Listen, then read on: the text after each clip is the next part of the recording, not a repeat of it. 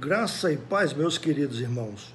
Hoje nós estamos já chegando ao final do mês de outubro de 2020 e nós temos feito uma série de palestras preparando a igreja para as eleições de oficiais.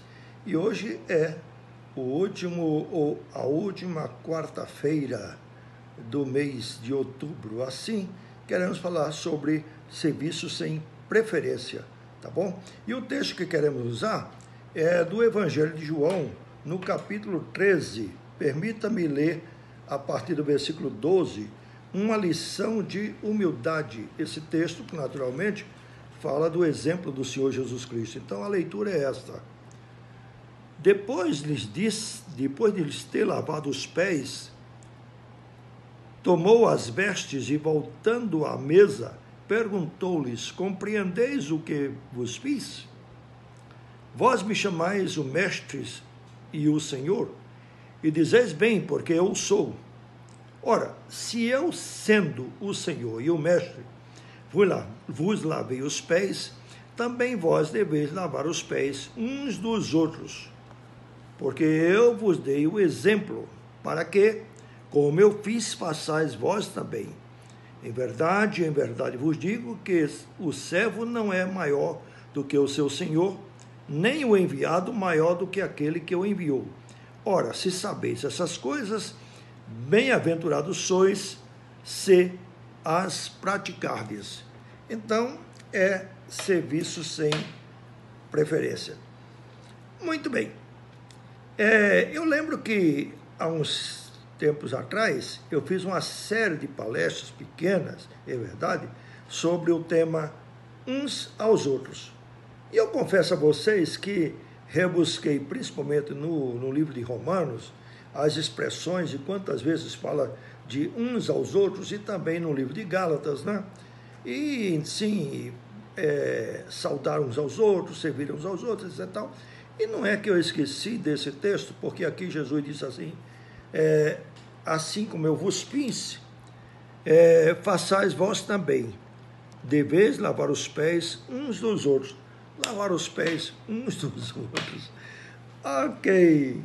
Bom, você já se sentiu constrangido alguma vez na vida por um gesto ou uma ação que alguém tenha feito em sua homenagem e que você ficou constrangido porque não se sentia merecedor desse gesto ou dessa homenagem? Eu já. Foi o que aconteceu, evidentemente, com os discípulos de Jesus. Eles não entenderam. Depois Jesus disse: compreendeis o que eu fiz? Pois como eu fiz, então vocês façam também. Se eu que sou mestre, vocês me chamam de mestre, de Senhor, vos faço isso, vocês também devem fazer isso uns aos outros. Lavar os pés uns dos outros. Então, permita-me fazer a pergunta: por que estamos aqui? Aqui que eu digo aqui na Terra, nesta realidade de vida. Bom, se você teologicamente pensar e eclesiasticamente estiver atenado, você vai dizer assim: nós estamos aqui porque Deus nos fez para glorificá-lo. Amém? Outros poderão dizer assim: Deus nos fez para glorificá-lo e também para servir uns aos outros. Principalmente se você ouviu aquela série de palestras sobre uns aos outros. Ótimo. Então, glorificar e servir.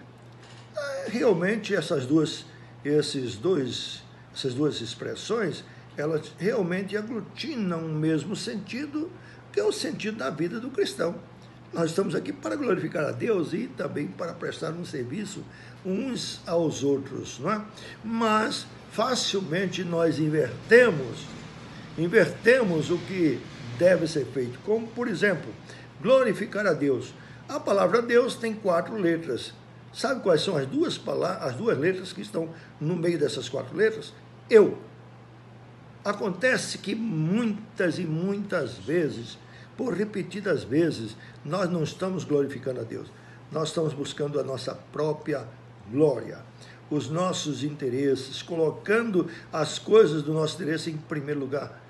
E sobre o servir aos outros, glorificar a Deus e servir, a palavra servir, não é? que vem do verbo servir, ela é servir. 2 sílabas, ser e vir. Acontece que nós não praticamos o ser e vir. Nós não vivemos para servir, ir, mas nós queremos que ser vistos e os outros venham. Os outros venham, nós não queremos ir, queremos que os outros venham.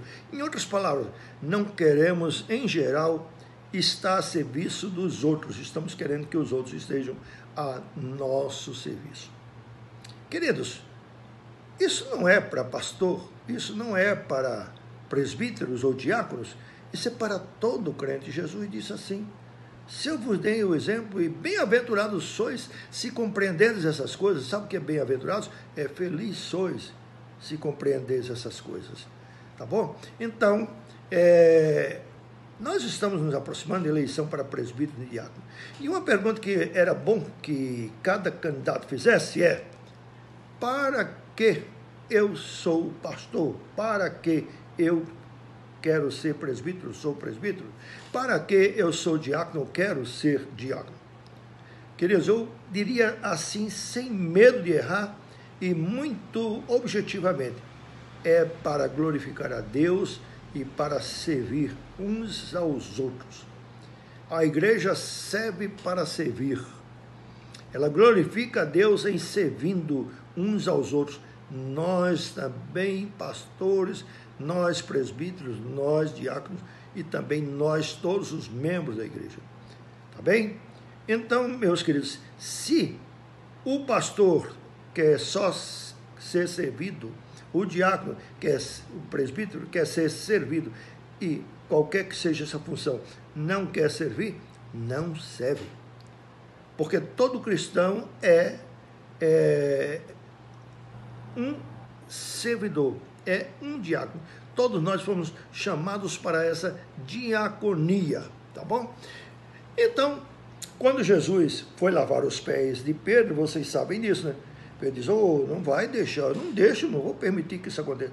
Jesus disse: se você não faz isso, se não deixa eu lavar os pés, então você não tem parte comigo. Aí Pedro diz assim: então não lava meus pés, não lava logo tudo, etc. Peraí, bom, tudo bem. Eu quero apenas lembrar que nessa passagem bíblica, que é registrada nos evangelhos, tá bom? Jesus estava lá bem lavando os pés de Judas, aquele que havia de trair. O texto de João deixa muito claro que Jesus lavou os pés de Judas. Então, é apenas a lição assim: a gente não está aí para servir as pessoas que nos amam, as pessoas que nos respeitam, as pessoas que têm grande consideração. Nós estamos aí para servir também aqueles que não têm grande consideração. Nós estamos para servir uns aos outros. Esse é o exemplo do Mestre, essa é a ordem do Senhor Jesus para os seus discípulos. De modo eu apenas estou querendo conduzir esse pensamento para aqueles que são candidatos ao presbiterato e ao diaconato, como em pastor, não importa, não é? Liderança de igreja. Gente, o objetivo não é ser servido, o objetivo é servir. E eu acho um grandíssimo privilégio estar no serviço de Deus, estar servindo a Deus através da igreja, através da comunidade, através dos irmãos, porque sempre que a gente faz a um deles, a gente está fazendo também para o Senhor Jesus Cristo, isso Ele nos ensinou. Então estamos aí para servir, é para isso que nós servimos, tá? Então Pedro tentou compreender isso, e talvez você ainda precise compreender isso, tá bom, meus irmãos? Meus irmãos e membros que vão escolher, vejam quem são os homens que estão servindo. Eu vou escolher fulano para ele servir. Não, tem que estar já no serviço. Não é um estranho que você vai escolher, você vai escolher alguém que já tem demonstrado, e você vai botar em gente que já tem demonstrado a capacidade, a disponibilidade, o prazer e a sua espontaneidade em servir. Tá bom? Então, vejam isso aí.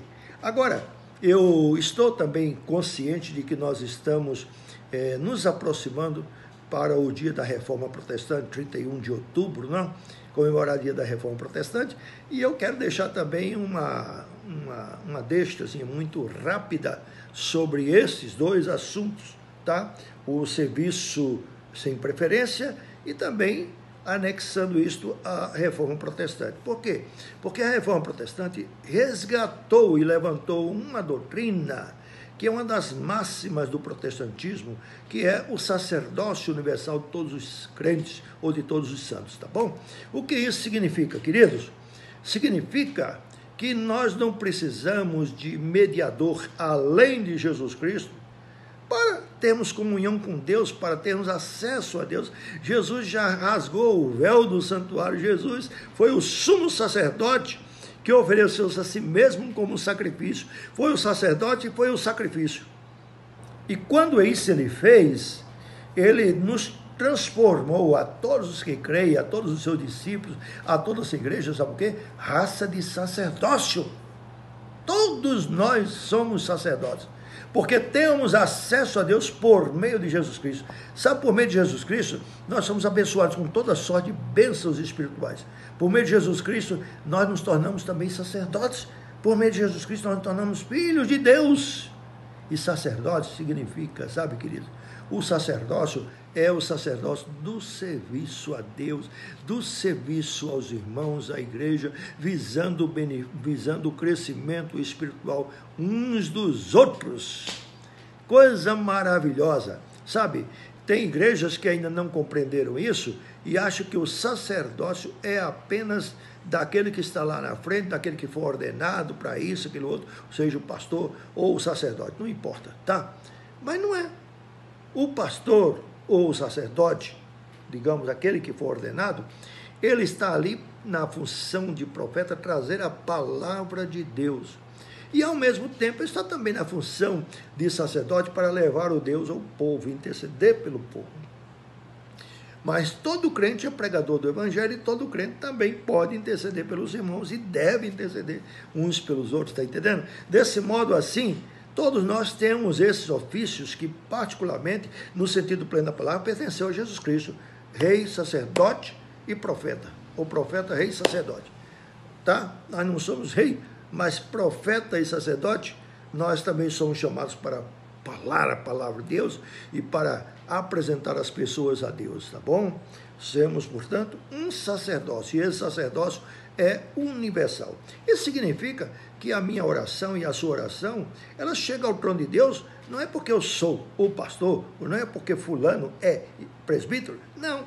É porque nós estamos indo na mediação de Jesus Cristo, é por meio de Jesus Cristo que nós alcançamos a Deus. Vamos pensar então nessas coisas e principalmente focar neste período de eleição que se aproxima, eleição na igreja local para a escolha de presbíteros e diáconos, que nós estamos aí para servir e servir sem preferência, porque nós fomos criados para glorificar a Deus, sim, e também para servir uns aos outros, e tudo isso é realmente para a glória e louvor de Deus. Assim Deus nos abençoe e nos guarde, e nos assista e nos prepare para sermos dia a dia melhores servos do Senhor, em nome de Jesus. Amém.